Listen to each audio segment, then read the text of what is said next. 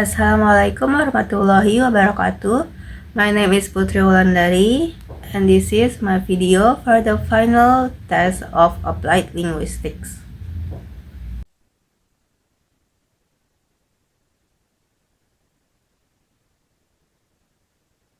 And here for the problem number 1.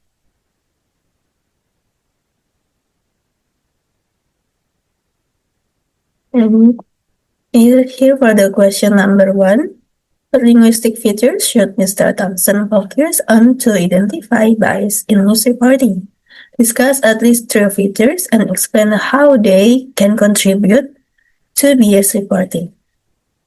The answer is the first feature 1, lexical choices, using semantics and stylistics.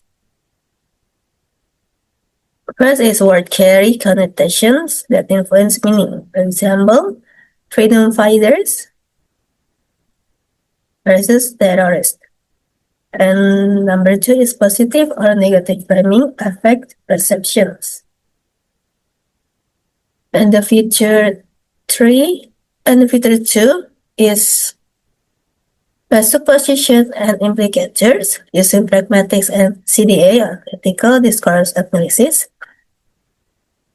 Headlines may imply prior actions or judgment. For example, against the protesters, destruct the city.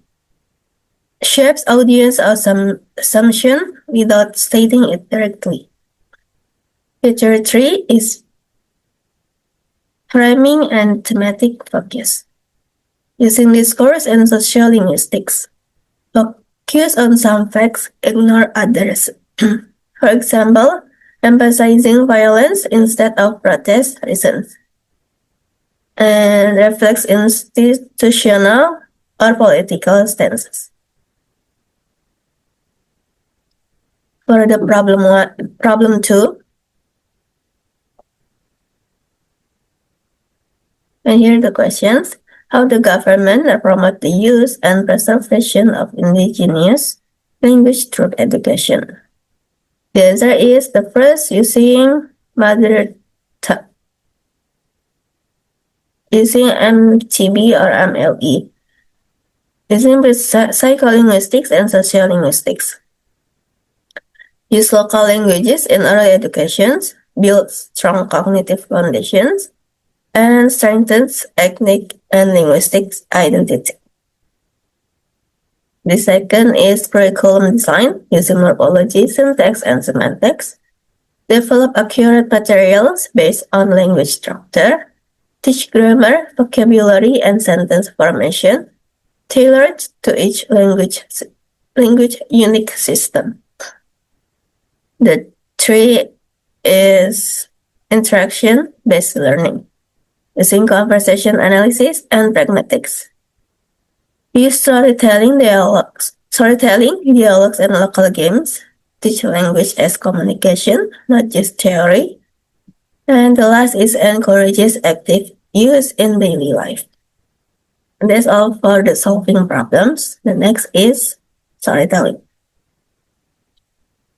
I recently studied how Indonesian media covered the 2019 presidential election.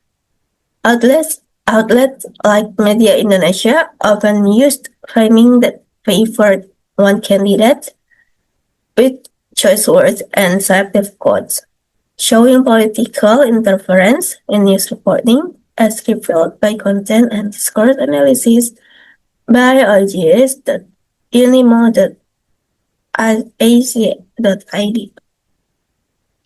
This reminds me of another story in Sumba. That is, di inovasi program develop shell books atau buku karang, so children could learn in their indigenous language Kodi before switching to Indonesian, based on the palladiumgroup.com synthesis. That's all from me for the final test of Applied Linguistics. Thank you, and sorry for the mistakes. Wassalamualaikum warahmatullahi wabarakatuh.